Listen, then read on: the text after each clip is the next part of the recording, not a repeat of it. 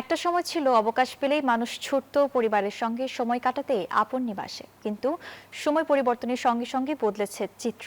আর্থিক সক্ষমতা বাড়ায় এখন অনেকে দেশের বাইরে ঈদ উদযাপন করতে চান। এবারের ঈদেও লম্বা ছুটি পাওয়ায় বিদেশ ভ্রমণের ধুম পড়েছে। তাদের অধিকাংশের গন্তব্য থাইল্যান্ড, ভিয়েতনাম, ইন্দোনেশিয়া, সিঙ্গাপুর, তুরস্ক সহ বিভিন্ন দেশ। যারা সংস্কৃতি, অ্যাডভেঞ্চার আর চিত্ত বিনোদন সবকিছুর একটা সুন্দর মিশ্রণ খুঁজছেন, তাদের জন্য এই ছুটিতে সেরা ট্যুর স্পট হতে পারে থাইল্যান্ড। দেশটির রাজধানী ব্যাংকক এতটাই প্রাণবন্ত যে এই শহর কখনোই ঘুমায় না। কেনাকাটা, খাবার আর ঘোরাঘুরির জন্য থাকে অফুরন্ত সুযোগ। উপাসনালয় থেকে নাইট মার্কেট, স্ট্রিট ফুড, সবার জন্য কিছু না কিছু আছে এই শহরে। তারপর সমুদ্র বিরাজ করতে চাইলে চলে যান পাতায়ায়। সমুদ্রের হাতছানির সাথে সাথে ওদের স্বপ্ন পূরণে পাশে থাকতে পেরে আমরা গর্বিত।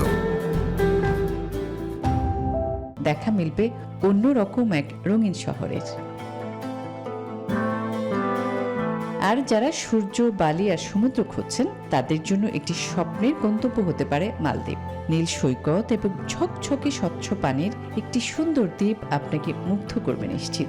দ্বীপটিতে শান্ত, কোলাহল মুক্ত দুর্দান্ত অবসর কাটানোর সুযোগ পাবেন। ইন্দোনেশিয়া ভ্রমণের কথা বললে প্রথমে যে জায়গাটির কথা মনে পড়ে সেটি হলো বালি। কেননা বালির প্রাকৃতিক সৌন্দর্য, সংস্কৃতি ও জীবন পদ্ধতি পর্যটকদের বিশেষভাবে আকর্ষণ করে। বালি সাগরের ঠিক কোল ঘেঁষে যেন স্বমহিমায় বিরাজ করছে এই দ্বীপটি। সিঙ্গাপুর মানে পরিচ্ছন্নতার শহর, নয়নাভিরাম সড়ক আর সমুদ্র তীরের নগর। দেশটি নীল সমুদ্রের হাওয়ায়, মায়াবী আলো, সমুদ্রের জলে আরো সুন্দর হয়েছে।